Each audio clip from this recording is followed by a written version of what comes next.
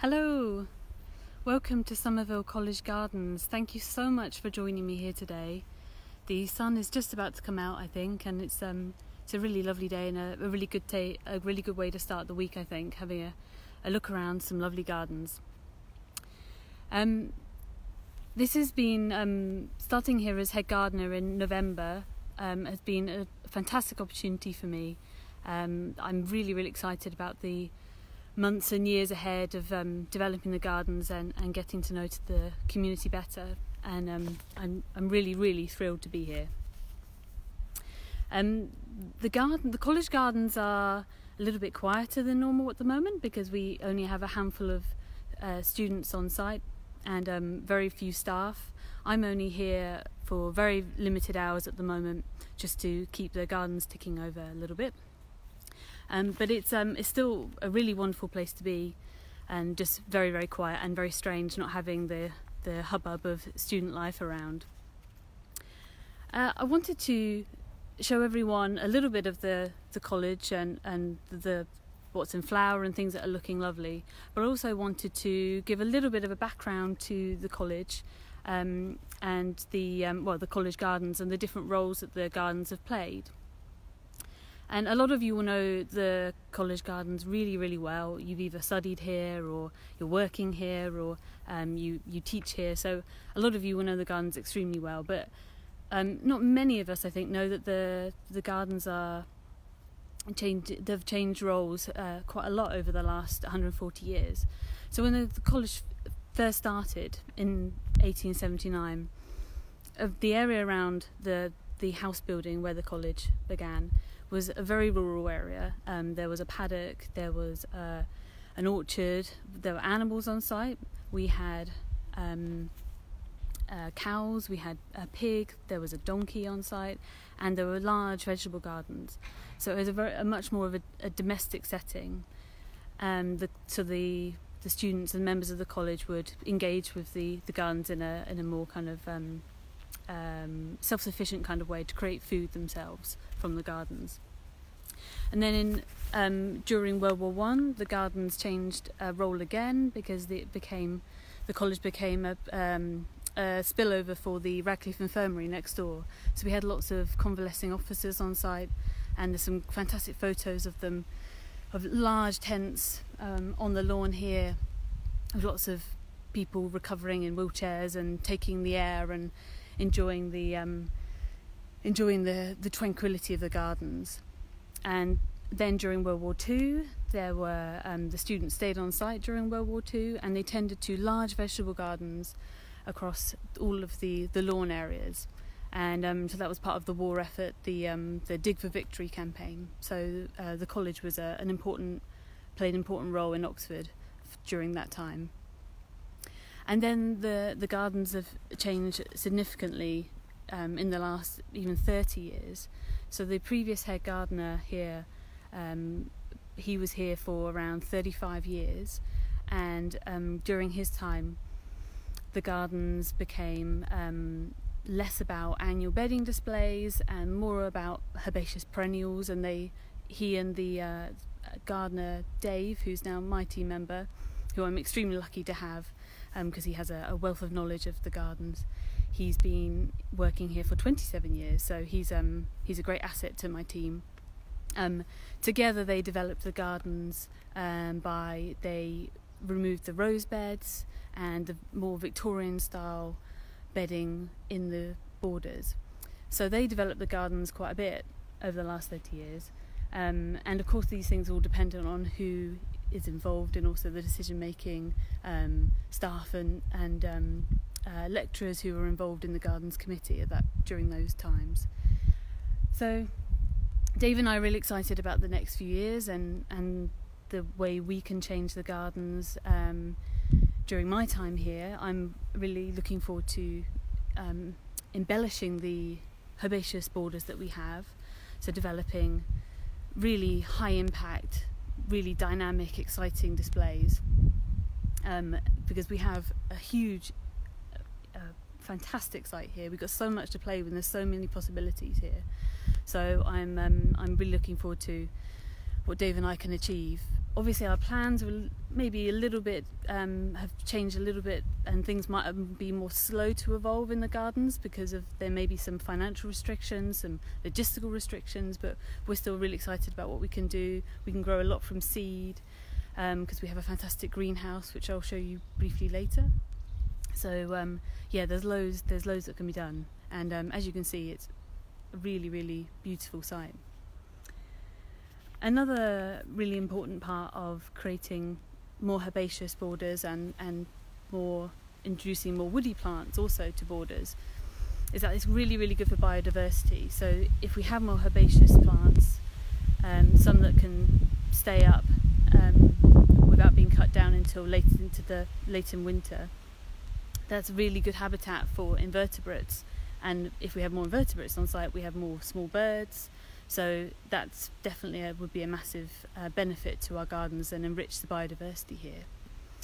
And I'm really keen on developing our woody collection here. So we have a great feature of the college is these fantastic trees that you can see behind me. We've got some really wonderful mature specimens, and this one's particularly lovely.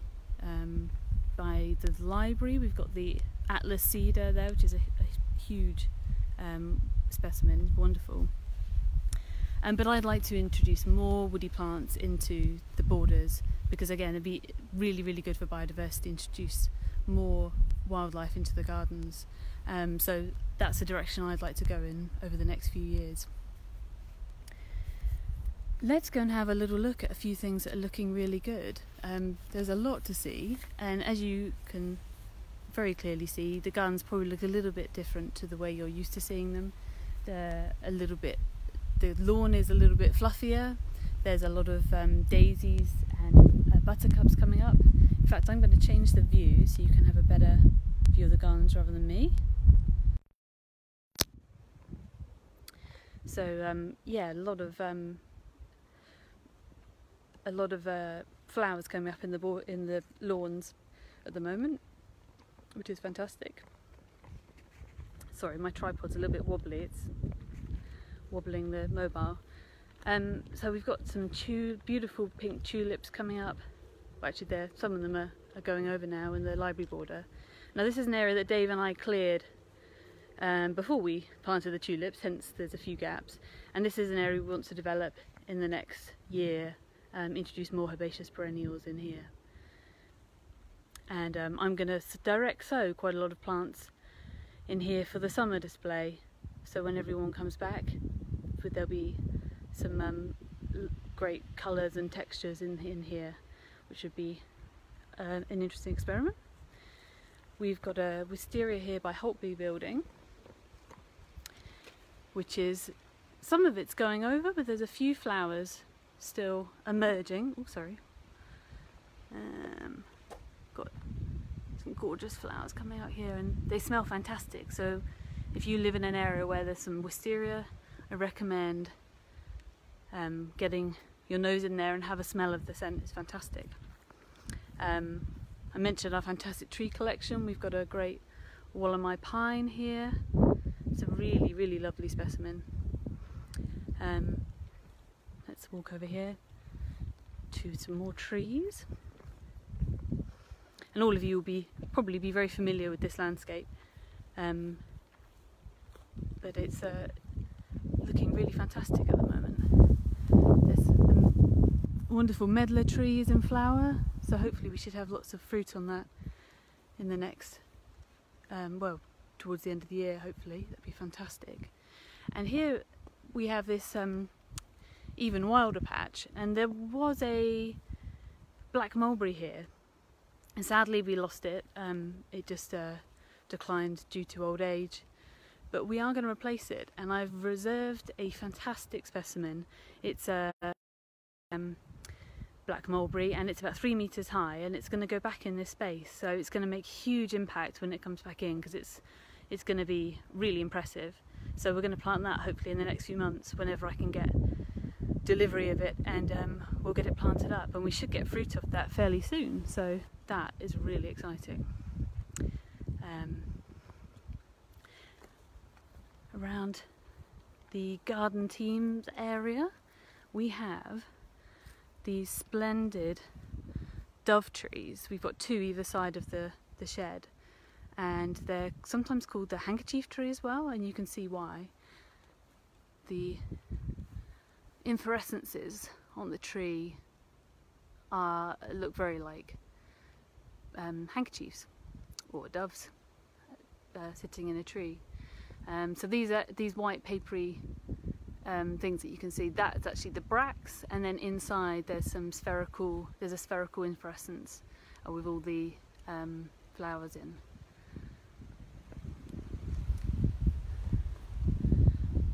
Gorgeous, gorgeous specimen. The dove tree is from China, and it's called Davidia involucrata.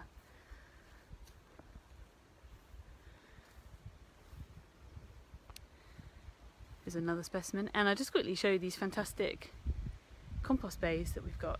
They've been recently made by the amazing maintenance team here at Somerville, so Dave and I will be able to compost our green waste really efficiently in here. And then the borders, so let's just pause here, just have a little look. They're looking really splendid.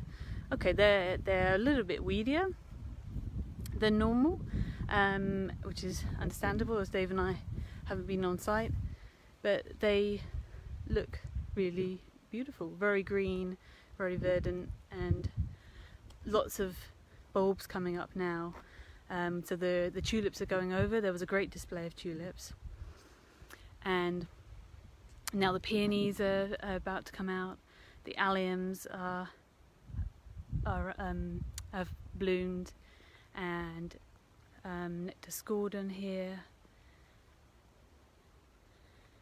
with the pendant flowers. So this border's looking really good, even though there's quite a lot of unwanted items in here. And Dave has been developing this bulb display over many years before I started here at Somerville, and it's really his hard work that's making the garden really look fantastic in spring. So this is a lovely part of the garden with the great backdrop of the chapel there as well. Just look back at the library. So yeah, the gardens look terrific. I'm going to plant lots of foxgloves in here soon because we've got loads up in the nursery, and so I'm going to hopefully get those in this week whilst the ground's moist. But I'm just going to take you up to the greenhouse and can take some questions. I've already got a few from people previously, but see if anything else pops up, and quickly show you what we're growing. Lots of things that we've been growing from seed. So we're really, really lucky to have this great growing space up here. It's fantastic. We've got lots of space here for growing things on. Ooh, on the greenhouse there's some emergency whitewash that I put up because Dave and I didn't have time to put the shading up before Dave went on furlough. So it's quite a big space here, as you can see. So I'm just going to show you I've got lots of seedlings coming on here. Quickly show you those. Lots of things to be pricked out. I'm just gonna pop this down here.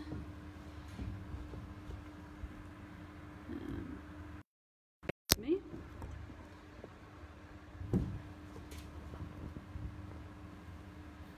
Okay. And then make sure you can see me. Yeah, great. So luckily the sun's not out now, so it's not scorching hot in here. Usually it is. It can get very, very hot in here. I can see questions popped up, so I can answer that in a minute. Just quickly have a look.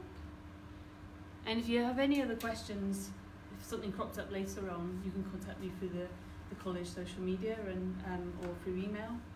So just let me know if you have any more questions. So,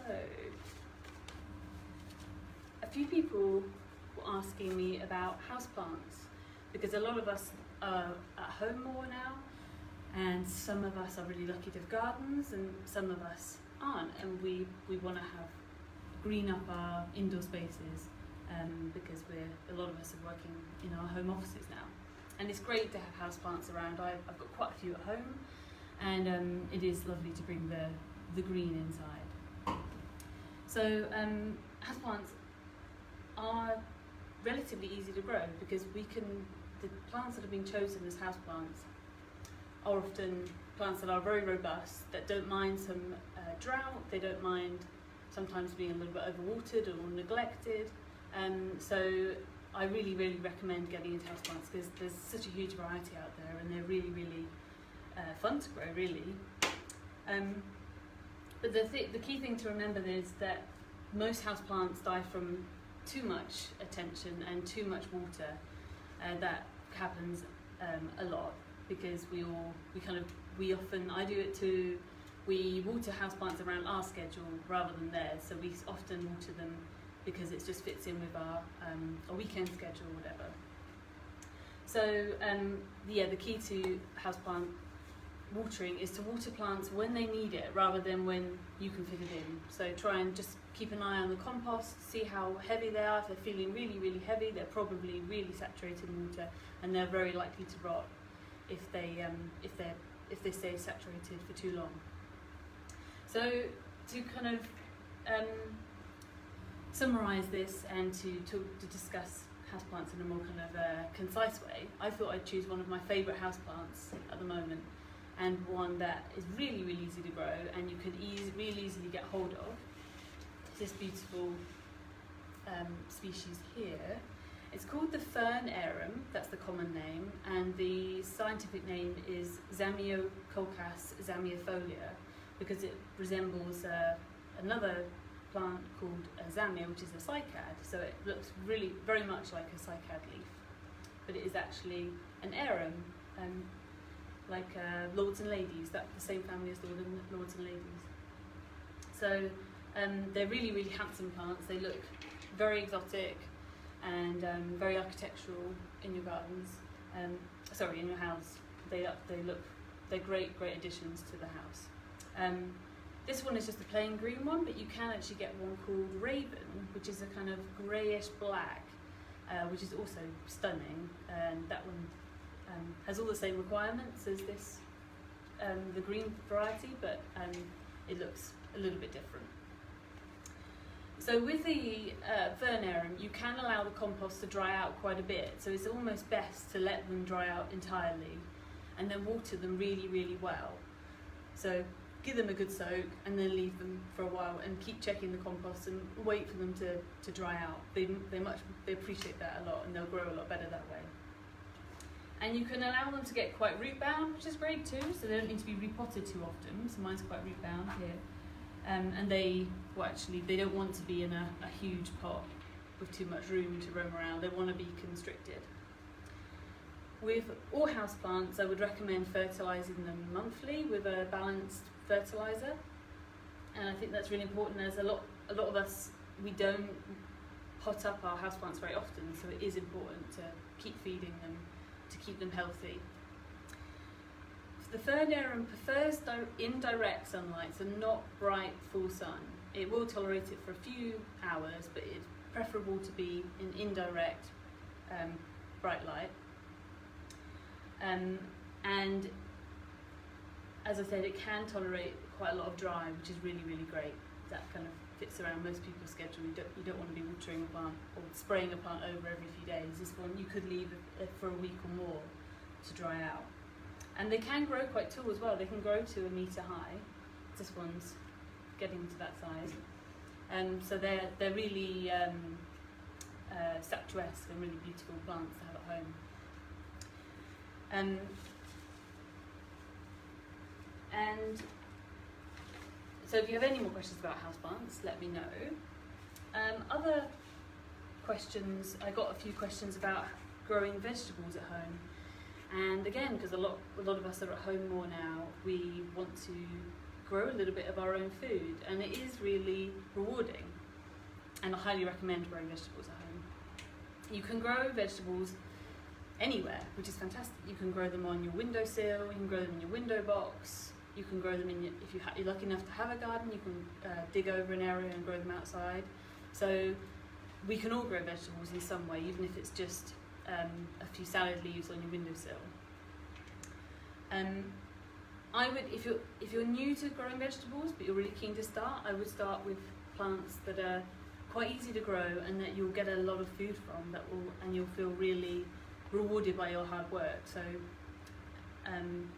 plants like radishes, salads, you can do like a mixed salad, which I'll talk about in a second. Beetroots, courgettes are really good because you get so many courgettes off one plant. And tomatoes are really fun as well, and children especially love growing tomatoes because they're delicious, and it's really fun to see them ripen up and to pick them. So salads, a really good salad mix is one I'm trying at home, is rocket and mizuna, mustard and pak choy, and you could also put some other lettuce in that mix as well. And if you grow a mixture of leaves, you have a delicious mixed salad, but you can also keep, especially with the ones I've just mentioned, like rocket particularly, if you keep cutting them back, keep cutting the leaves off and keep eating salad, you'll actually stimulate more growth in those plants. So you can get from one sowing, you can get quite a few salads, and then you could do more sowings later on in the year to get more salad. So I find that a really rewarding, exciting way of growing vegetables, because you're getting more and more for your hard work for cutting back the plants. But radishes are really, really great to do because they're a good addition to the salad, but they grow really, really quickly. So you can have a radish on your plate within 4 weeks of sowing the seeds. So you just keep sowing them in a small area and thin them out a little bit, and then you can have a whole summer full of radishes. So that's a really, really good one to start with, especially with small children as well. Someone also asked whether we were going to be growing vegetables here at Somerville, and we are going to be growing in the next probably next year now. We're going to be growing baby veg for the kitchens here at Somerville for the special guest night. So that's what we intend to do, because as you could see, we've got quite a lot of space outside here in the nursery area, so we could grow some baby veg there, which would be fantastic, and the head chef's really excited about having a collaboration with us, and we can also provide lots of herbs as well. So it's definitely something on the agenda. So yeah, I highly recommend growing vegetables at home, and you can do it in a small way or a large way, but start off with the plants that are really satisfying to grow. So I'm just going to have a quick look now and see if there's any questions. Go to the top first. What is the best way to look after old yews? Fertilizer, trimming. Okay. So yeah, someone asked about yew trees. So yeah, I would definitely feed yew trees, especially if they're looking a little bit brown or they're not growing very well, or growing very slowly. You could feed them with a high nitrogen feed actually to get them growing and get them healthier. Trimming, yes, you can trim. It's recommended to trim yew trees just once a year, should be enough. Later in the year, kind of September time, is a really good time to trim yew trees. And that gives the new foliage time to kind of harden up before the frosts come. So that once a year is probably sufficient, but you can also do a renovation prune as well. If your yew trees are ballooned out and they're getting too big for your space, if they're overhanging a path, you can cut them back really, really hard, and they will come back. They do come back from old wood. They do generally respond really well to that, as long as they've got plenty of water available. If we have a dry summer, that might be a little bit of an issue, but you could definitely cut them back and they will respond, and then you've kind of rejuvenated the whole plant. And you can, if it was one large hedge or large tree, you can do just do limited amounts, just do one side a year in case you're worried, in case also if you don't want to create too much bare wood visible bare wood in your garden, you could just do 1 or 2 sides per year. That's one way of doing it. But let me know if you want to know any more about that. Do foxes frequent the gardens? What about hedgehogs? Yes, we do have foxes in the gardens, but we have, what I see more of is actually local cats. We do have a few cats around. And hedgehogs, I am not sure if we have any hedgehogs. I haven't seen any yet, but they're usually out and about in the evening, so I'm sure students will let us know if they've seen any hedgehogs. I'm sure there are some around. I'd like to think there are, but with wildlife kind of question, I would like to develop the gardens to make it much more wildlife friendly, and that doesn't necessarily mean having loads of kind of wild areas, but just introducing plants that will, and displays that will allow the biodiversity of the gardens to be enriched. So that's, as I said before, that's something I want to think about, and that means creating gardens that are good for lots of animals. Maybe not stray cats, because I'd like to have more small birds on site and introduce more plants that they can feed on and nest in. So we definitely want to have more birds and less of the domesticated animals.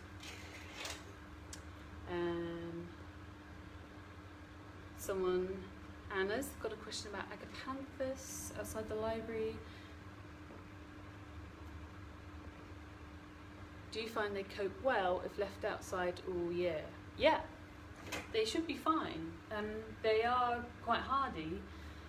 Keep them somewhere a little bit more sheltered, but yeah, they should be fine all year round, especially, well, it depends which part of the country you're in, but definitely in the southeast, they're absolutely fine to be left outside. And they're really good plants to grow in pots as well, and they tolerate drought, which is fantastic. So yeah, they'll probably be, you can bring them inside, but they will be healthier left outside all year round. And the ones here in the borders of the library, where it is very sheltered, they are left outside all year round.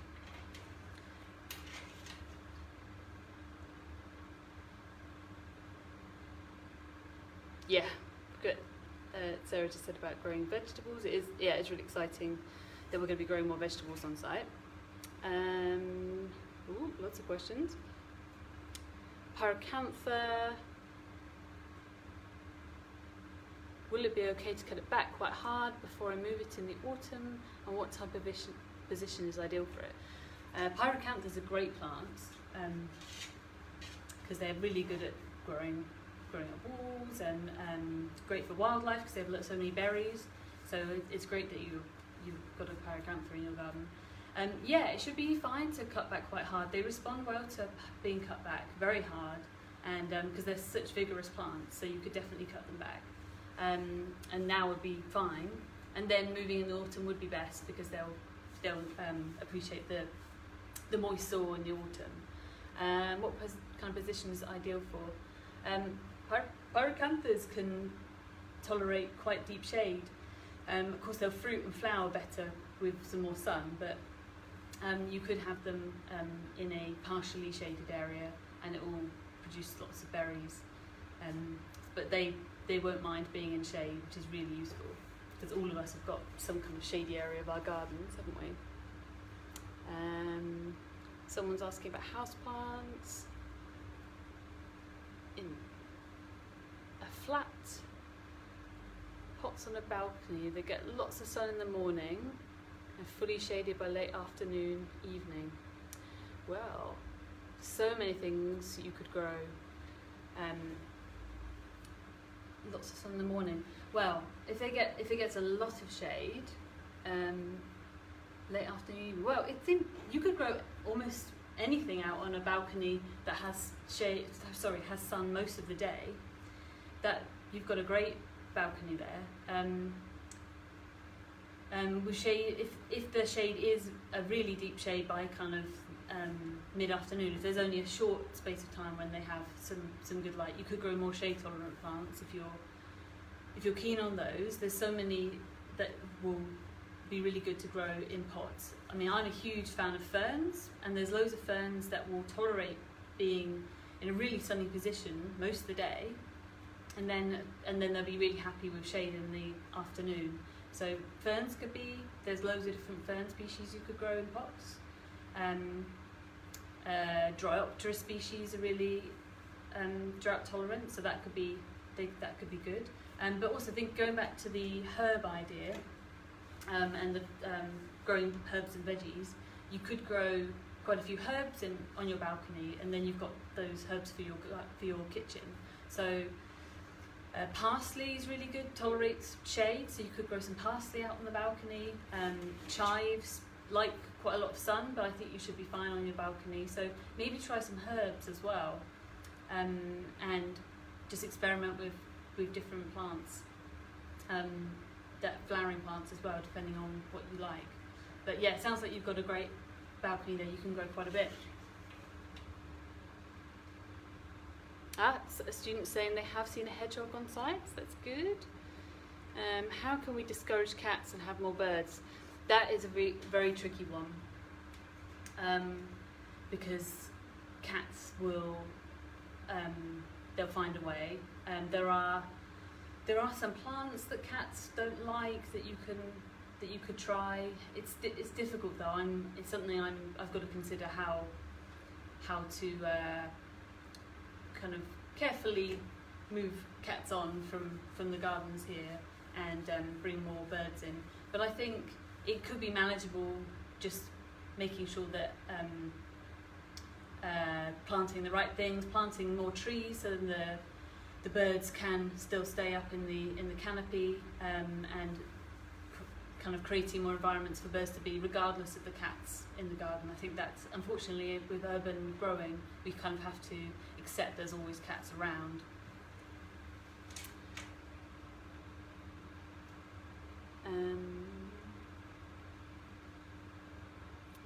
Thanks, Jan.